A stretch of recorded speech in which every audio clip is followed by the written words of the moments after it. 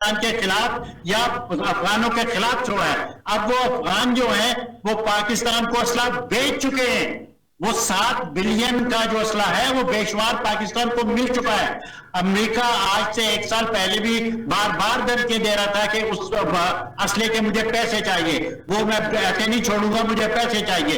वो एक्चुअली धमकी अफगानिस्तान को नहीं दे रहा था, वो पाकिस्तान को दे रहा था, क्योंकि पाकिस्तान को असला पहुंच रहा था। अब वो उस टूटे फूटे, जैसे कि आपने कहा है, मैं नहीं मान रहा इंडिया ठीक करवा रहा है या टर्की से करवा रहा है या ईरान से करवा रहा है। अब ये उसका मामला है, वो किससे करवाए।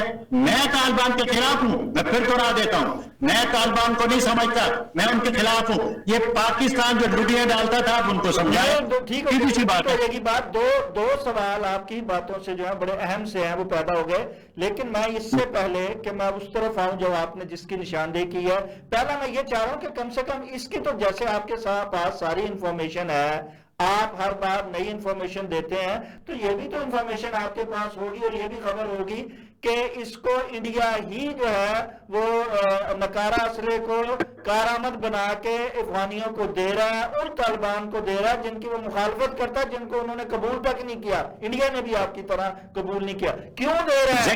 अगर वो दहशतगर्दी नहीं चाहता, वो खित्ते में अमन चाहता, तो क्यों ये कर रहा है? मुझे इसका तो मेरा वोट बिल्कुल, मेरा वोट इस मामले में इंडिया के खिलाफ है।